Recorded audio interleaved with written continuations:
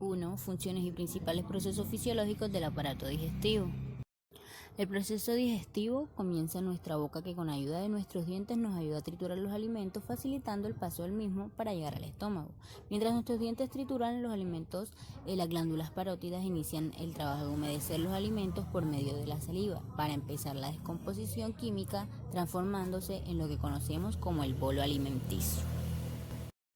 Mientras el bolo es preparado en la boca, entra en juego la epiglotis, que es un pequeño cartílago localizado en la garganta, detrás de la lengua y al frente de la laringe. Generalmente mantiene la inclinada a la derecha, permitiendo el paso del oxígeno a la tráquea y los pulmones para respirar. Gracias a este cartílago es que los alimentos no se van a nuestros pulmones y nos evitan el ahogamiento. Cuando en nuestra cavidad oral ya tenemos cierta cantidad de alimentos triturados, nuestra lengua es esa que se encarga de empujar el bolo hacia la faringe. Y la faringe pues es ese tubo por donde pasa el bolo alimenticio al esófago y es llevado al estómago por medio de los movimientos peristálticos. Este bolo alimenticio es conducido al esófago, donde se encuentra el cardis o el esfínter, y por ende pasa al estómago. Este evita que se devuelvan los alimentos al esófago y nos produzca un reflujo gástrico. En el estómago encontramos el cardis y el píloro, que son los dos primeros esfínteres de nuestro cuerpo. El cardis evita que cuando el alimento pase al estómago, este se devuelva, y el píloro evita que los alimentos no procesados y no listos para absorber los nutrientes pasen a la primera parte de nuestro intestino delgado. El estómago es un órgano musculoso y es el encargado de descomponer los alimentos que llegan a él, para que así puedan ser absorbidos y distribuidos todos los nutrientes y vitaminas que hay en ellos. Todo esto con la ayuda de los jugos gástricos y otras sustancias enzimáticas. Bueno, cuando el quimo está listo, el píloro se abre, permitiendo así el paso del quimo al duodeno. Cuando el quimo pasa al duodeno, la digestión se completa con la ayuda del líquido biliar producido por el hígado y almacenado por la vesícula biliar, y el líquido pancreático, que es producido por el páncreas. El duodeno es la primera parte del intestino delgado, donde se da el proceso mayor de absorción de los nutrientes, minerales y vitaminas que vienen en los alimentos. El duodeno mide aproximadamente 2.5 centímetros y se une con el páncreas y la vesícula biliar por medio de un conducto llamado colédoco.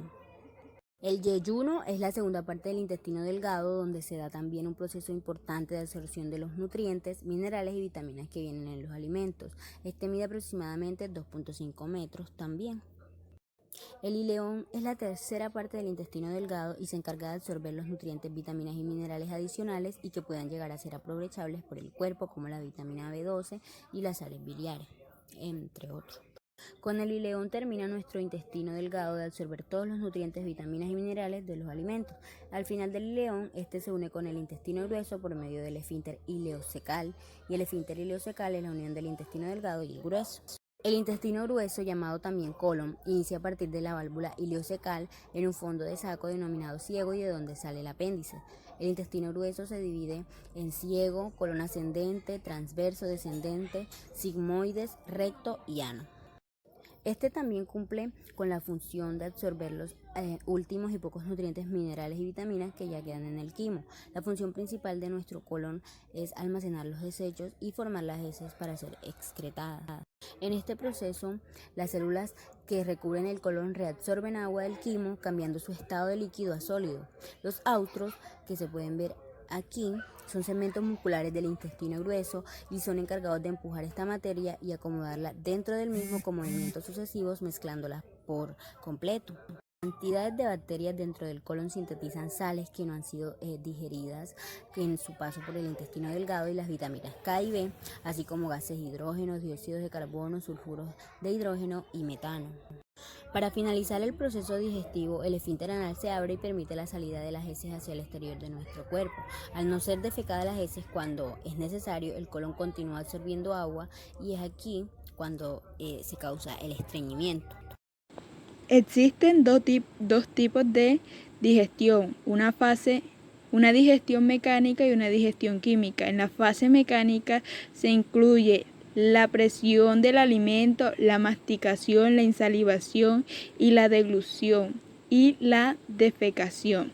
Existe una fase química donde se incluyen todos los procesos necesarios para producir la ruptura de las moléculas contenidas en los alimentos, con el fin de transformarlas en otras más sencillas, llamadas nutrientes. La digestión química es la descomposición química de los alimentos, debido a las enzimas secretadas en la boca, el estómago y en los intestinos.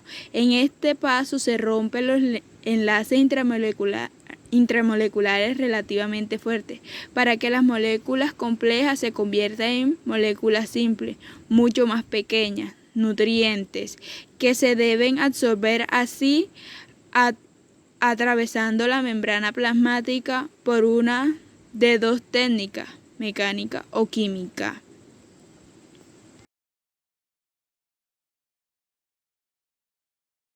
La saliva es una sustancia involucrada en la parte de la digestión. Se encuentra en la cavidad bucal, producido por las glándulas salivales. Las glándulas salivales están formadas por células acinares y ductales. Las células acinares de la parótida producen una secreción esencialmente serosa y en ella se sintetiza mayoritariamente la alfa-amilasa. Esta glándula se produce menos calcio que la submandibular. Las mucinas proceden sobre todo de la glándula submandibular y sublingual, y las proteínas ricas en prolina e histatina de la parótida y de la submandibular. Las glándulas salivales menores son esencialmente mucosas. La saliva está compuesta principalmente por agua, la cual representa un 99% de su volumen, en la que se disuelve el 1% restante formado por sales minerales como iones de sodio, potasio, cloruro, bicarbonato y fosfato. El agua permite que los alimentos se disuelvan y se perciban su sabor en el sentido del gusto. Otro compuesto importante de la saliva es los iones de cloruro, que activan la amilasa salival y la tialina. También encontramos bicarbonato y fosfato, que neutralizan el pH de los alimentos ácidos y de la corrosión bacteriana. El moco lubrica el bolo alimenticio para facilitar la deglución y que pueda avanzar a lo largo del tubo digestivo sin dañarlo. Por otro lado, también encontramos la lisocina, la cual es una sustancia antimicrobiana que destruye las bacterias contenidas en los alimentos, protegiendo en parte de los dientes de las caries y de las infecciones. Enzimas, como la tialina, que es una amilasa que hidroliza el almidón parcialmente en la boca, comenzando la digestión de los hidratos de carbono. También existen otras sustancias como estaterina, inmunoglobinas específicas, transferina, lactoserrina, que tiene una composición viscosa y lúbrica en el estómago y en el tráquea para cuando llega el alimento.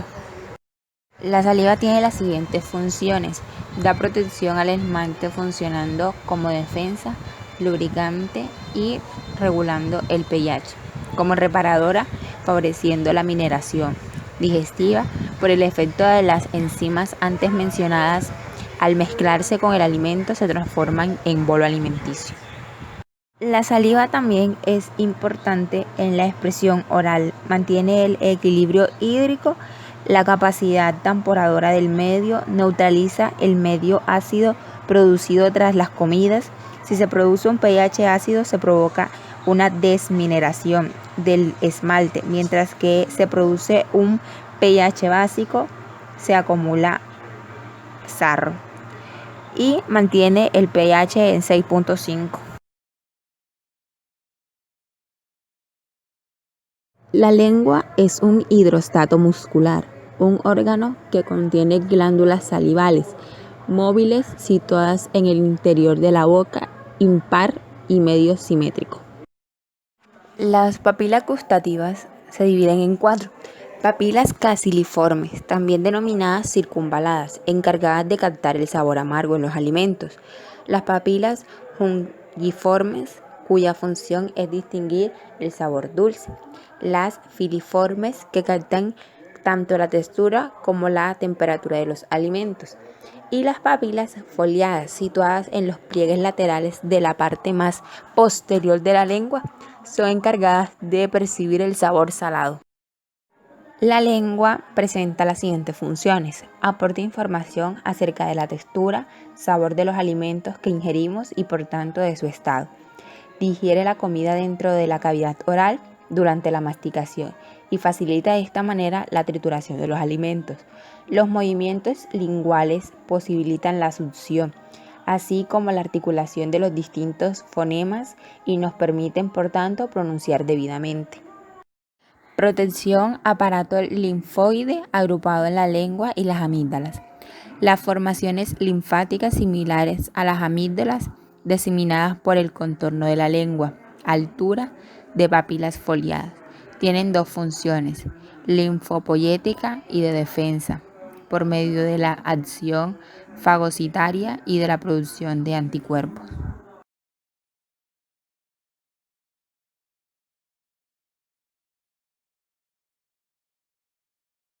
La oclusión del esfínter laríngeo se realiza por medio del cierre de 3 sistemas de válvulas, de abajo hacia arriba, el cierre del plano cordal por los músculos y el cierre de bandas ventriculares por parte de los músculos tiroaritenoideos. Y por último, basculación de la epiglottis, gracias a 2 movimientos fundamentales, la elevación de hioides, que la coloca horizontalmente, y la contracción del músculo interaritinoideo, que la interviene de forma completa. En las glándulas gástricas se encuentran células como las mucosas, las cuales producen moco sulfatado líquido, las células parietales, las cuales producen ácido clorhídrico y se encuentran ubicadas en el cuello y en la parte más profunda de las glándulas, las células SL o enterocromafines y las células principales, las cuales secretan pepsicina. De igual manera, en las glándulas piloríficas encontramos células mucosas y células G. El hígado es el órgano más grande dentro del cuerpo humano, el cual incluye el lóbulo derecho, el lóbulo izquierdo, ligamentos falciformes, los cuales separan los dos lóbulos, el trayecto intrahepático de la vena cava inferior y el hilo vascular el cual alimenta con sangre al hígado. Esto lo podemos ver en las imágenes, las cuales muestran la cara anterior e inferior del hígado. Microscópicamente podemos detallar las siguientes estructuras en el hígado, las cuales son el espacio porta, que son las vías de entrada de la sangre arterial y venosa, el lobulillo hepático, el cual representa las células principales del hígado, y la vena centrolobular en las vías de salida del hígado. Entre las principales funciones que tiene el hígado podemos encontrar que este se ocupa del procesamiento metabólico de proteínas, carbohidratos y lípidos. También almacena grasas y sustancias como hierro y vitaminas, y a su vez que este segrega hormonas para la producción de plaquetas, también hepcidina y factores de crecimiento insulínicos. La vesícula biliar es un saco de paredes delgadas en forma de pera, la cual almacena la bilis secretada por el hígado. Esta posee importantes conductos para los que vierte el contenido hacia la primera parte del intestino delgado. El páncreas es una glándula accesoria del tubo digestivo, la cual es mixta, exocrina y endocrina. Tiene una forma alargada y aplanada. Se encuentra en la parte izquierda del abdomen. Esta segrega enzimas como la lipasa y la amilasa y tiene como función descomponer las grasas y las proteínas que pueden ser absorbidas por el intestino. Los conductos biliares son unas estructuras tubulares que atraviesan el hígado y transportan bilis hacia la vesícula biliar y el intestino delgado, en donde se utiliza para digerir las grasas. Las glándulas endocrinas secretan las hormonas hacia la sangre, de ahí estas se transportan hacia las células blancas, las cuales pueden responder a ellas de manera específica debido a los receptores. Las glándulas endocrinas captan si hay exceso o déficit de determinadas sustancias en la sangre y actúan segregando o no hormonas. Muchas glándulas endocrinas son órganos cuyas funciones son la producción y secreción de hormonas, como es el caso del hígado y del páncreas. El intestino delgado es un tubo estrecho que se extiende desde el estómago hasta el colon. Este consta de 3 partes. El duodeno, que se extiende desde el piloro hasta el ángulo duodeno-yeyunal, rodeando la cabeza del páncreas, hasta final en el ileón. 13. Tipo de movimientos que suceden en el intestino delgado. Existen tres tipos de movilidad en el intestino delgado. Está la segmentación, que se realiza por contracciones y relajaciones sucesivas y alternantes de la musculatura circular del tubo digestivo. Los segmentos de contracción presentan una longitud de 1 a 4 centímetros y el tiempo de cada contracción es de 5 segundos. El número y frecuencia de segmentaciones es mayor al nivel duodenal y desciende en dirección al ileón. La función más importante es el amasado que produce entre el quimo y las secreciones. Luego están las ondas peristálticas o el peristaltismo, que son ondas de contracción procedidas por una relajación que avanza a lo largo del tubo recorriendo segmentos de una longitud media entre 10 y 15 centímetros. Constituye un sistema de propulsión lento que permite el avance del quimo y su contacto con las paredes del intestino. Existe una ley, la cual es la ley del intestino, mediante la cual se marca la dirección de avance siempre del extremo proximal al extremo distal. Por último está el vaciamiento, que es donde las ondas peristálticas son responsables del avance y vaciamiento del quimo o lo que resta del mismo en el intestino grueso. Con efecto opuesto o freno a este avance se encuentra el esfínter ileocecal, el cual está en reposo, se encuentra cerrado, retrasando por un lado la salida y evitando por el otro el reflujo. 14. Manera en que se digiere cada clase principal de nutrimentos, enzimas que intervienen y diferencias funcionales entre estas. La digestión de los lípidos se lleva a cabo a nivel del intestino delgado gracias a la presencia de las enzimas lipolíticas del páncreas. La lipasa pancreática es la más importante, desdobla los triglicéridos en monoglicéridos y ácido graso. También parece existir una lipasa gástrica capaz de digerir triglicéridos de cadenas cortas, pero su actividad es muy reducida. La fosfolipasa disocia las lecitinas en lisolecitinas y ácidos grasos. La colesterol hidrolasa hidroliza el colesterol esterificado, originando ácidos grasos y colesterol libre. Al mismo tiempo, la lipasa se absorbe también, manteniéndose anclada a los ácidos biliares gracias a una proteína, la colipasa pancreática. Entonces se produce la hidrólisis de los triglicéridos con formación de monoglicéridos y ácidos grasos que se incorporan a las micelas, ya que los productos de la hidrólisis de los lípidos son compuestos insolubles en el medio acuoso intestinal. La digestión de las proteínas se inicia por acción de la pepsina del estómago, dando lugar a la formación de polipéptidos, oligopéptidos y algunos aminoácidos. La digestión se continúa en el intestino gracias a las proteasas del jugo pancreático, tripsina, quimotripsina, carboxipeptidasa, colagenasa y elastasa, formándose ya oligopéptidos 30% y diferentes aminoácidos al 70%. Al igual que ocurre con los glúcidos, la digestión se completa a nivel del borde en cepillos de las células intestinales o enterocitos. Estos contienen una serie de aminopeptidasas orientadas hacia el exterior de la membrana que hidroliza la mayor parte de los péptidos, liberando aminoácidos.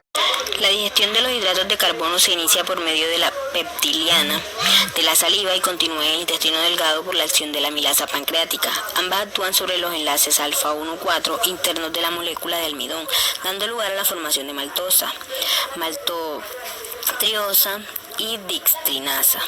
Contiene los puntos de ramificación del almidón.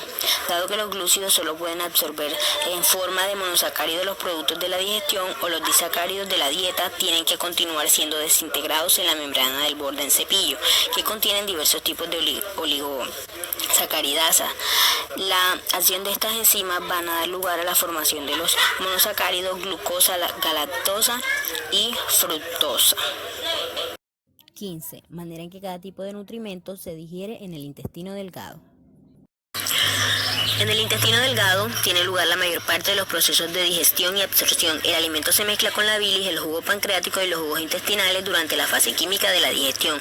Diferentes enzimas rompen las moléculas complejas en unidades más sencillas que ya pueden ser absorbidas y utilizadas.